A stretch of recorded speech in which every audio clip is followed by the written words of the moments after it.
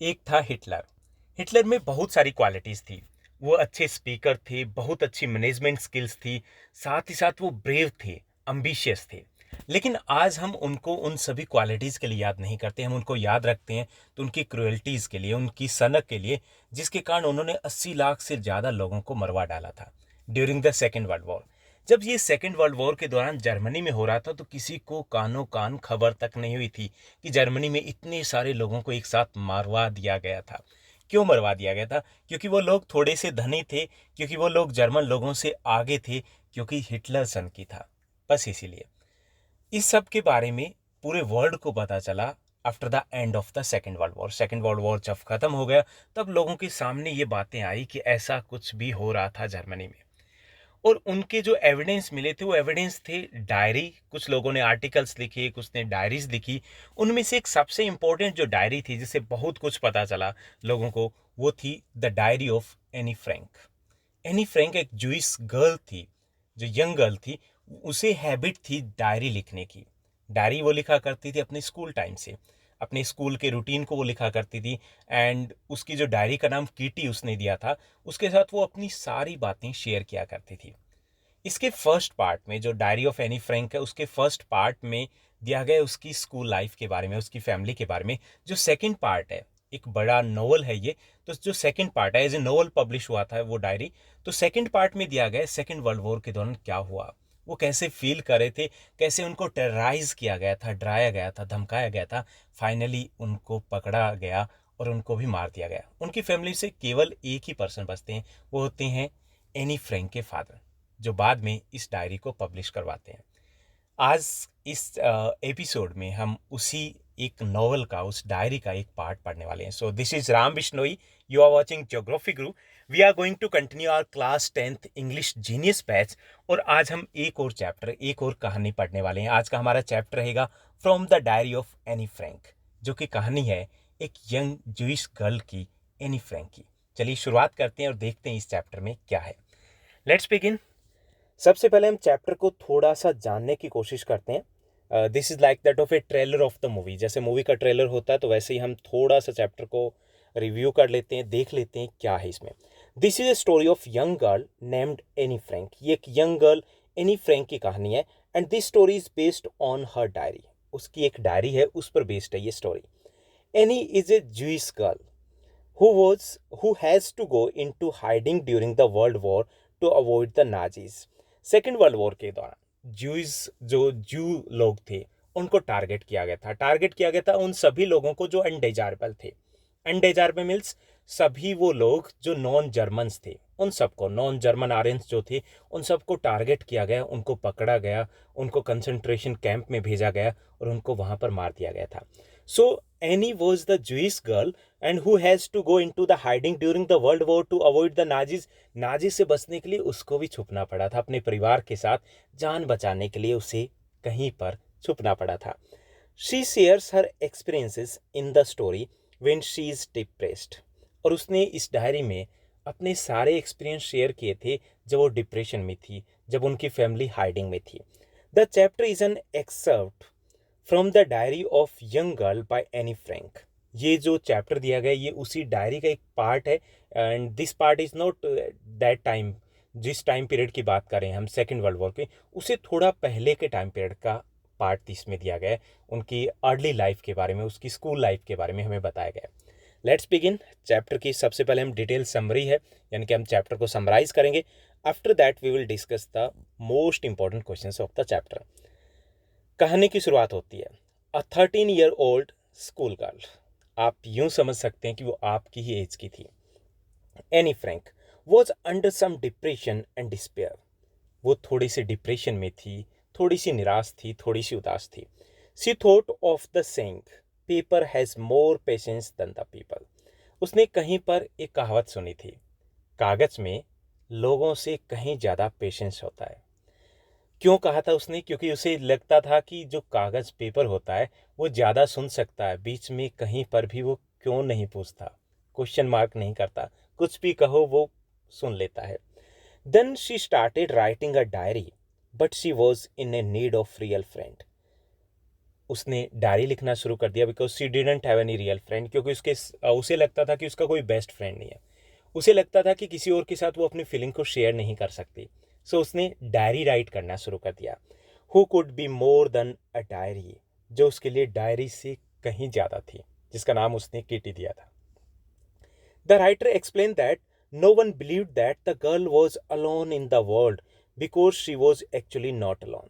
लेकिन जो हमें डायरी से पता चलता है कि वो मेंशन करती है कि वो अकेली थी because she didn't have the best friend, लेकिन एक्चुअली में हमें लगता कि उसके बेस्ट फ्रेंड नहीं थे, क्योंकि उसकी फैमिली थी, काफ़ी बड़ी थी, and she was to intelligent, काफ़ी इंटेलिजेंट भी थी। लेकिन फिर भी उसे लगता था कि वो किसी के साथ अपनी फीलिंग को शेयर नहीं कर सकती। She had her loving parents, उसके लविंग पेरेंट्स थे, अ सिस्टर, 30 अदर पीपल, 30 और लोग थे जो उसकी लाइफ से, उसकी फैमिली से जुड़े हुए थे। She had a decent family except her one true friend, यानी कि उसकी फैमिली में सब कुछ थे, यानी कि उसके पेरेंट्स भी थे, अदर फैमिली मेम्बर्स भी थे, रिलेटिव्स भी थे। She had a decent family except her one true friend, लेकिन उसका कोई बेस्टी नहीं था जिसके साथ वो अपनी सीक्रेट शेयर कर पाती, जिसके साथ वो इधर उधर की गपशप शेयर कर पाती, जिसके साथ वो अपनी फालतू बातें शेयर कर पाती। With friends one can have a good time, जब फ्रेंड्स होते हैं तो हमारा सारा टाइम ही अच्छा होता है। जहाँ पर भी हम फ्रेंड्स के साथ होते हैं, इट मीन्स दैट हमारी आधी समस्याएं, आधी हमारी प्रॉब्लम्स है वो तो छू मंतर हो जाती है। We can talk of ordinary things every day but we won't get closer. हम छोटी छोटी बातों के ऊपर घंटों बात कर लेते हैं अपने फ्रेंड्स के साथ, and that friend was missing in the life of the Annie Frank. Annie Frank के पास ऐसा कोई फ्रेंड नहीं था। Even we can not confide one another, हम एक दूसरे से बातें करते हैं, लेकिन साथ ही साथ हम एक दूसरे को उतनी ज़्यादा रिस्पेक्ट करते हैं, एक दूसरे को हम समझते हैं। When we have the best friends, since the written facts can not be changed, Annie started writing the diary. लेकिन एनी के पास कोई ऐसा फ्रेंड नहीं था, so she started writing the diary, क्योंकि उसे लग रहा था कि वो डायरी में अपने जो फीलिंग्स है वो शेयर कर पाएगी और उसे ज़्यादा कंफर्टेबल फील होता था। There that was her everlasting friend, जो उसका सबसे best friend, everlasting friend होती है उसकी diary, and she called that friend Kitty, वो अपनी डायरी को किटी नाम देती है। Annie wrote that her father was the most adorable person, वो अपनी डायरी में लिखती है कि उसके फादर सबसे ज़्यादा एडोरेबल पर्सन थे। At the age of 36 he got married to Annie's mother, और 36 के एज में वो एरी जो एनी है उनकी मदर से शादी करते हैं, मैरिज करते हैं, जिनका नाम एडिथ होता है। इन 1926 her sister Margot was born, और 1926 में उनकी सिस्टर है, यानी कि उनका जन्म होता है, एंड मार्गोट जो उनकी एल्डर सिस्टर है। Then she was born on 12 June 1929 को, यानी कि एनी का जन्म होता है। दे लिव्ड इन जर्मनी, वो जर्मनी में रह रहे थे उस time. In 1933 her father immigrated to Holland, जिसको हम नीदरलैंड के नाम से भी जानते हैं, यानी कि 1933 में when Hitler came into power, Hitler जब पावर में आता है तो उस वक्त उनकी फैमिली माइग्रेट कर जाती है, इमिग्रेट कर जाती है Holland. She along with Margot went to Aachen to stay with their grandmother, लेकिन उनके फादर हैं, उनके मदर हैं, वो माइग्रेट कर जाते हैं। एनी और उनकी सिस्टर है वो अपनी ग्रैंड मदर के साथ वहीं स्टे करते हैं। By December both the sisters went to Holland, और कुछ टाइम के बाद दोनों सिस्टर्स है वो भी हॉलैंड चले जाते हैं। There she started studying at the Montessori nursery school में वो पढ़ना शुरू कर देती है। When she was in 6th class, जब वो 6th क्लास में थी, Mrs Kuperus was her headmistress थी। At the end of the year there was farewell function, यानी कि वो 6th क्लास में थी तो उनकी हेड मिस्ट्रेस थी जिससे उनको काफ़ी ज़्यादा अटैचमेंट थी। और जब end of the year there was a farewell function था, because they had to shift the new school में माइग्रेट होना था, क्योंकि वो school up to 6th class था। The separation from her headmistress was full of tears, वो बहुत रोती है कि मुझे इस स्कूल से दूसरे स्कूल में नहीं जाना है, मुझे तो यहीं पढ़ना है, बस यहीं पढ़ना है, कैसे भी करके मैं यहीं कंटिन्यू करूँगी। Because she was too emotional, काफ़ी इमोशनल थी, and she was attached with her headmistress के साथ वो काफ़ी अटैच हो चुकी थी। Annie loved her grandmother very much. इसके साथ साथ वो अपनी डायरी मेंशन करती कि उनको उनकी दादी जी से, जो दादी माँ थी, उनसे भी काफ़ी ज़्यादा अटैचमेंट थी। She fell ill in the summer of 1941 में वो बीमार हो जाती है and she had an operation but she died in Jan 1942 में उनकी डेथ हो जाती है। Her death was all the more troublesome. उनकी डेथ से एनी बहुत अपसेट होती है, बहुत सैड होती है, क्योंकि उनके लगता था कि सबसे ज़्यादा जो अटैचमेंट जिसके साथ वो शेयर कर सकती थी कुछ और जो उनकी केयर करती थी वो उनकी ग्रैंड मदर थी। At the Annie's birthday celebration a separate candle was lit for the grandmother. और जब एनी का बर्थडे सेलिब्रेशन होता था तो एक अलग सी कैंडल लिट की जाती थी उनकी ग्रैंड मदर के लिए। In her diary Anne wrote that all the four members were doing well. She was much dedicated to her diary. कि वो अपनी डायरी मेंशन करती कि उनकी फैमिली के सभी मेंबर्स थे वो सब अच्छी थी, they all were doing well. It means that वो सब कुछ आपसी रिलेशन भी उनके बेटर थे। बहुत कुछ मेंशन किया जाता है डायरी में। And she was much dedicated to her diary, लेकिन उससे जो बेस्ट फ्रेंड जिससे ज़्यादा अटैचमेंट थी वो उसकी डायरी थी, किटी थी। This event was written by Annie on 20 June 1942। On Saturday को उन्होंने ये सब कुछ मेंशन किया था, ये जो लास्ट डिटेल थी यहाँ की। In her diary Anne made a mention of her school experience. अपनी डायरी में वो अपने स्कूल एक्सपीरियंस को भी मेंशन करती है कि उसका स्कूल एक्सपीरियंस कैसा था। The complete class was nervous about their going to the next form. और जब रिजल्ट आने वाला था तो पूरी क्लास नर्वस थी, कौन से स्टूडेंट्स वो नेक्स्ट क्लास में जाएंगे, कौन से नहीं जाएंगे। Some of the students had made bets and staked all their savings. काफ़ी सारे स्टूडेंट्स ने बेट्स लगा रखी थी कि कौन पास होगा कौन फेल्स होगा। जितनी भी सेविंग थी वो सारी उन्होंने वहाँ पे लगा रखी थी। रिगार्डिंग हर दे वर डिक्लेयरिंग पास। और सभी कह रहे थे एनी तो पास हो जाएगी, अच्छे मार्क्स लेके जाएगी। But any was not sure of maths. लेकिन एनी को डर लग रहा था कि मैथ्स का एग्ज़ाम उसका अच्छा नहीं हुआ था। All had been telling one another not to lose heart. और सारे एक दूसरे को कह रहे थे कोई ना, हम सब पास होंगे, नेक्स्ट ईयर हम नेक्स्ट क्लास में एक साथ रहेंगे। दे वर 9 टीचर्स एंड मिस्टर की Singh taught maths.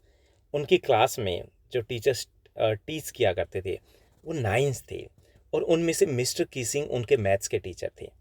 He remained annoyed with any. वो एनी के साथ हमेशा 36 का आंकड़ा था, नाराज ही रहते थे। बिकॉज एनी वॉज इंटेलिजेंट थी लेकिन थोड़ी सी ओवर एनर्जेटिक थी। बिकॉज हर टॉकेटिव नेचर, क्योंकि वो बोलती रहती थी, कभी भी चुप नहीं रहती थी। एंड मिस्टर केसिंग को इस बात से चिढ़ थी। So he had given her some extra work to write an essay on chatter box.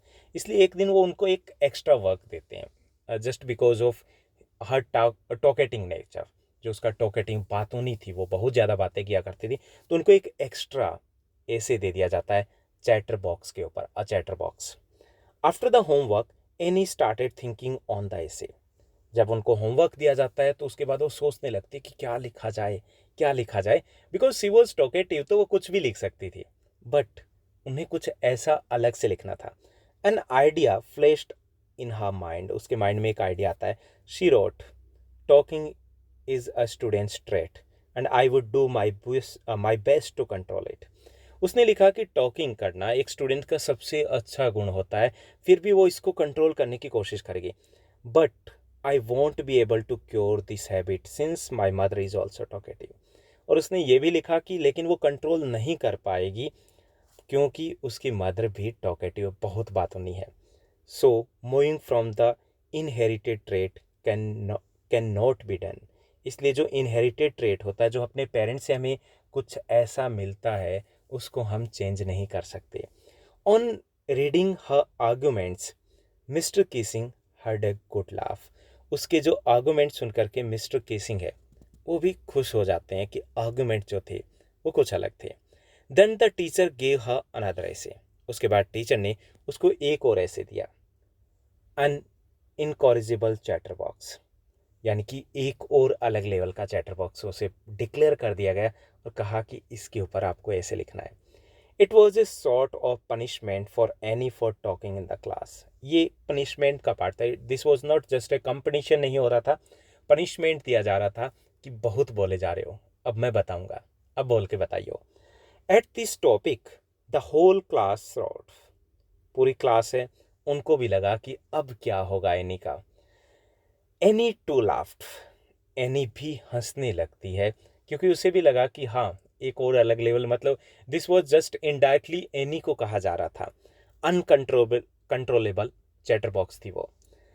दो Annie tried for this essay but her friend Sanne become ready to help her, हालांकि Annie ने try किया लेकिन उसके friend जो है सैनी उसको help करती है।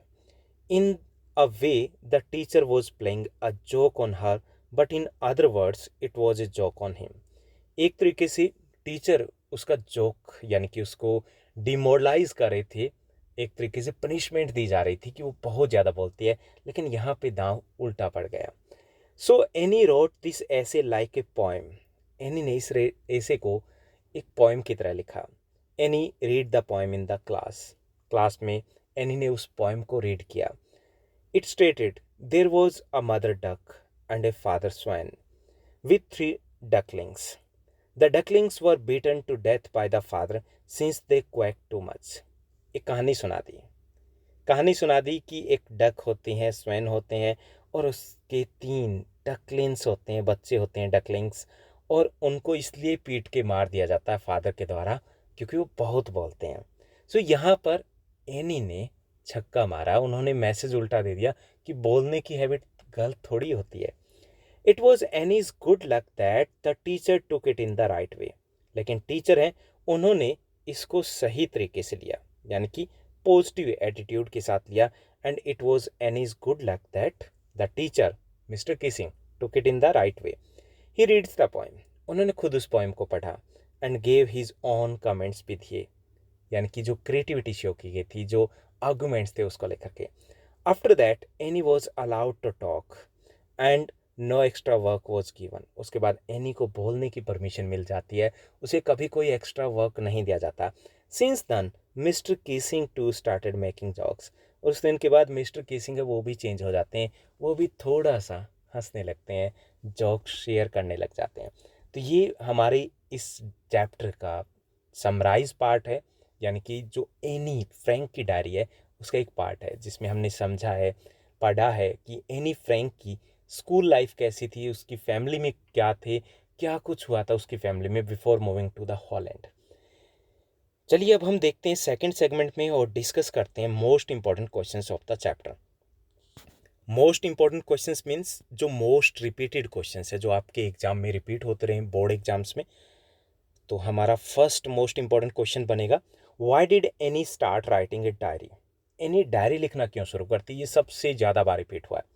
Second question, paper has more patience than people, describe, paper has more patience than people, paper में लोगों से ज़्यादा पेशेंस होता है, धैर्य होता है, कैसे, क्यों कहा गया ये हमें एलोबरेट करना है।